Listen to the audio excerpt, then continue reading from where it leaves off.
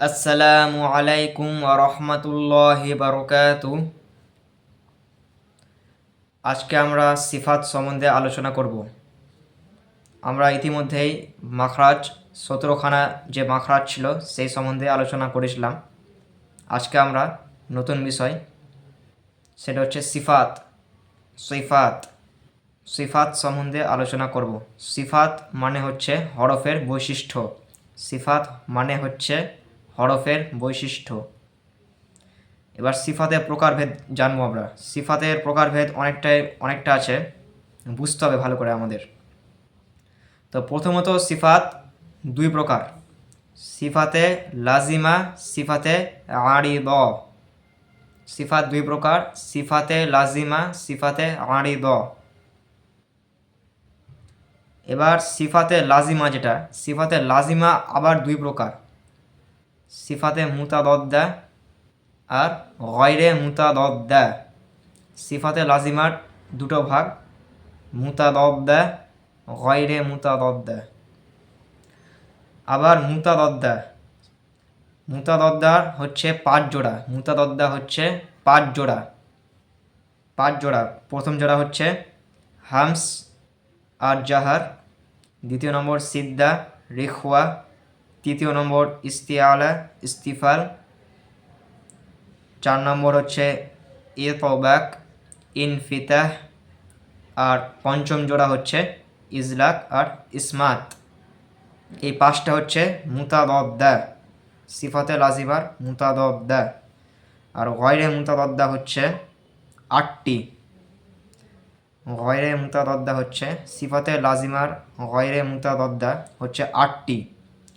1 নম্বর সফির, 2 নম্বর কলকলা, 3 নম্বর Lin, 4 নম্বর ইনহিরফ, 5 নম্বর হচ্ছে তাকরর, 6 নম্বর হচ্ছে তাফাশি, 7 নম্বর হচ্ছে ইস্তিতলাত, 8 নম্বর হচ্ছে গুন্নাহ। তো এটা হচ্ছে সিফাতে লাজিমার গয়রে মুতাদদ্দার যে 8টি ভাগ, এই 8টা ভাগ। আর মুতাদদ্দার হচ্ছে 5 জোড়া, যেটা বললাম হামস, জাহার, সিদ্দা, রিখওয়া, এগুলো। তো আজকে আমরা সিফাতে লাজিমা যে মুতাদদ্দা 5টা জোড়া, এই 5টা জোড়ার মধ্যে যে প্রথম জোড়া হামস আর জাহার, এটা নিয়ে আজকে আলোচনা করব।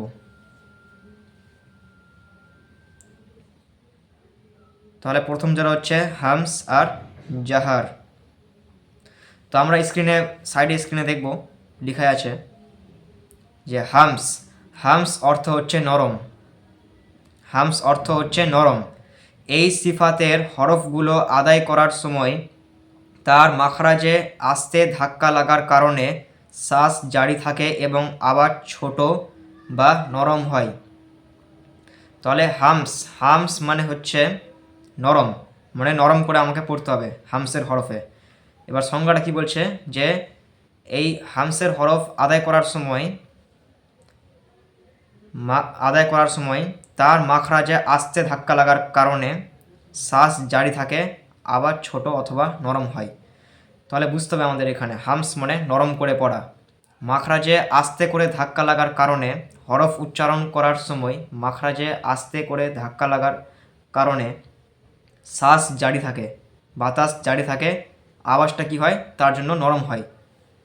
তাহলে সহজে বলতে গেলে যখন আমরা হামসের হরফ উচ্চারণ করব, তখন হামসের হরফ উচ্চারণ করার সময় মাখরাজে আস্তে নরমভাবে ধাক্কা লাগার কারণে বাতাস জারি থাকবে, বাতাস কন্টিনিউ, বাতাস জারি থাকবে, বাতাস থেমে থাকবে না, বাতাস জারি থাকবে।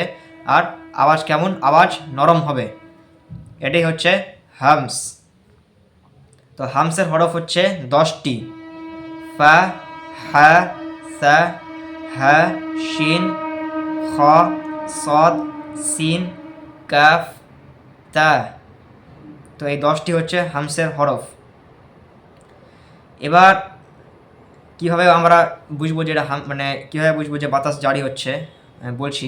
যেমন প্রথমে ফা, এই যে ফা, ফা, ফ্যা, এই যে বাতাস বেরাচ্ছে, এখানে হাত দিলে বুঝতে পারবেন ফ্যা ফ্যা ফ্যা, একটু নরম আওয়াজে বলতে হবে, যেহেতু এটা আওয়াজ আসতে হবে মাখরাজে আস্তে ধাক্কা লাগার কারণে। ফ্যা, ফায়ের মাখরাজ কি, নিচের ঠোঁট উপরের সানাইয়া তাতে আগায় লাগাতে হবে। তো ফ্যা, বাতাস জারি আছে, ফ্যা আফালা আফালা, ফ্যা, বাতাস জারি থাকছে, এখানে হাত দিলে বুঝতে পারবেন বাতাস জারি, আওয়াজ নরম হবে, এটাই হচ্ছে হামস। তারপরে হচ্ছে ফায়ের পরে হ্যাঁ হ্যাঁ হ্যাঁ, আহাদ আহাদ হ্যাঁ, এই যে কণ্ঠনালীর মধ্যখান থেকে হ্যাঁ বাতাস বেরাচ্ছে, কিন্তু হ্যাঁ হ্যাঁ হ্যাঁ, হাত দিলে বুঝতে পারবেন, হাত দিয়ে বুঝতে হবে এটা। তারপরে হচ্ছে হ্যাঁ, যেটা কণ্ঠনালী শুরু থেকে, যেটা হালকের শুরু হইতে হ্যাঁ হ্যাঁ হ্যাঁ, বাতাস বেরাবে। শিন শা শা শি শু, বাতাস বেরাবে, শা শা শা, বাতাস বেরাবে।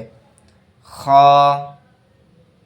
খ খ খ, صاد صو صي صا صيراطل صيراطل। তো এগুলো যতগুলো হরফ আছে ফা হা সা হা শিন খ সদ সিন কাফ তা, এগুলো সব হরফ হচ্ছে হামসের হরফ, মানে এগুলো নরম করে পড়তে হবে, বাতাস জারি থাকবে আর আওয়াজটা নরম হবে, এটা আমাদের ধ্যান রাখতে হবে এগুলো হরফ যখন উচ্চারণ করব। তারপর হচ্ছে কাফ, যেটা এক, এই আওয়াজটা বেরাবে এক, এই বাতাস বেরাচ্ছে এক এক। আর আমি যদি বাতাস বের না করি এক হচ্ছে না, কিন্তু বাতাস বন্ধ রাখলে সাউন্ডটা বেরাচ্ছে না, কাফের যে সাউন্ডটা ওটা বেরাচ্ছেই না। তারপর হচ্ছে আত আত, এই আত, বাতাস বের করতে হবে। তো এই 10টি হরফ আমাদের মনে রাখতে হবে, এই 10টি হরফ হচ্ছে হামসের হরফ। শ্বাস জারি থাকবে, বাতাস জারি থাকবে, মাখরাজে আস্তে ধাক্কা লাগবে, মাখরাজে আস্তে ধাক্কা লাগার কারণে বাতাস জারি থাকবে, আওয়াজ নরম হবে। এবার এই 10টি হরফ মনে রাখার জন্য একটা উপায় হচ্ছে ফাহাসসাহু শাখসুন সাকাত, এই যে লেখা আছে পাশে ফাহাসসাহু ফাহাসসাহু শাখসুন সাকাত। তো এইভাবে যদি মুখস্থ করি তাহলে 10টা হরফ মনে থাকবে। তাহলে হামস বোঝা গেল। এবার দ্বিতীয় হচ্ছে জাহার। সিফাতে যে মুতাদদ্দা হচ্ছে বিপরীত, যার বিপরীতে সিফাত আছে সেটা হচ্ছে মুতাদদ্দা। তো হামস বললাম নরম করে পড়তে হবে, বাতাস জারি থাকবে। এবার এর বিপরীত হচ্ছে জাহার। তো জাহার হচ্ছে কী হবে, জাহারে ওখানে হামসে কী হয়েছিল, হামসে আওয়াজ নরম, মাখরাজে আস্তে ধাক্কা লেগেছিল, আওয়াজ নরম ছিল, বাতাস জারি ছিল। এখানে উল্টা তার, মাখরাজে জোরে ধাক্কা লাগবে, আওয়াজ শক্ত হবে, বাতাস বন্ধ। এবার সংজ্ঞাটা পড়ে কী বলছে এখানে, জাহার অর্থ হচ্ছে শক্ত আওয়াজ। এই সিফাতের হরফগুলো আদায় করার সময় তার মাখরাজে জোরে ধাক্কা লাগার কারণে শ্বাস বন্ধ হয়ে যায় এবং শক্ত আওয়াজে পড়া হয়।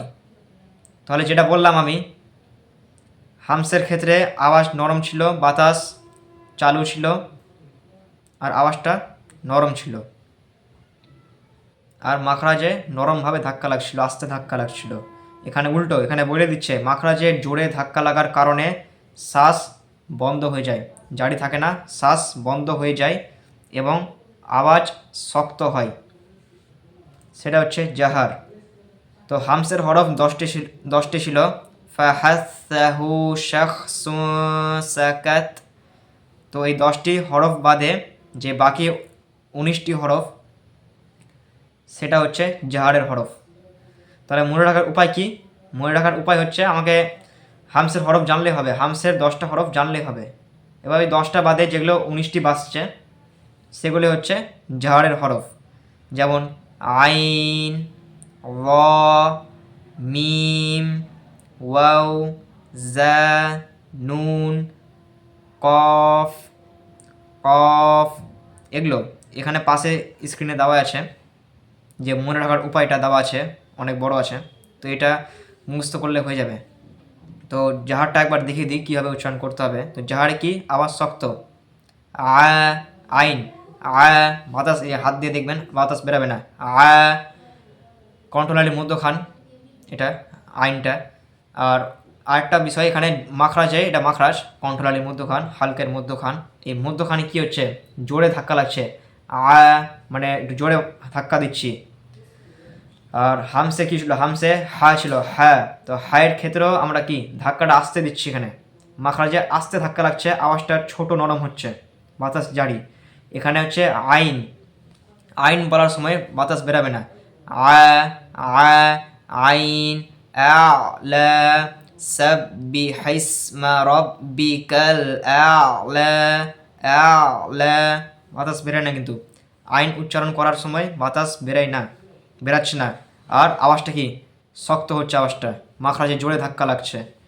তারপরে হচ্ছে মিম, মিম, মা, মি, মু, মা, মা, আওয়াজ হচ্ছে না, ওয়া, উই, উ, বাতাস কিন্তু বেরাচ্ছে না, বাতাস বন্ধ থাকছে। র, রি, রু, র, রি, রু, বাতাস কি বন্ধ। তারপরে দদ, দ, বই, বউ, আর, ব, আর, ব, ব, বাতাস বেরায় না কিন্তু। হাত দিলে বুঝতে পারবেন, বাতাস বেরালে তাহলে বুঝতে হবে যে এটা জাহার হচ্ছে না, হরফ উচ্চারণ ঠিক হচ্ছে না। তাই ত, প, পই, পৌ, বাতাস বেরায় না, তো বাতাস হচ্ছে এখানে বন্ধ থাকবে। এটাই হচ্ছে হামস আর জাহার। তো হরফগুলো আমাদের মনে রাখতে হবে যে এগুলো হরফে, হামসের হরফে আমরা আওয়াজ নরম করব, বাতাস জারি রাখবো। জাহারের ক্ষেত্রে আমরা শক্ত আওয়াজ বের করব, বাতাস বন্ধ রাখবো। এটা আমাদের খেয়াল রাখতে হবে। তো এটাই হচ্ছে প্রথম জোড়া, হামস আর জাহার। এরপরে আমরা দ্বিতীয় পার্টে সিদ্দা আর রিখওয়া, দ্বিতীয় নম্বর জোড়া, সেটা আলোচনা করব।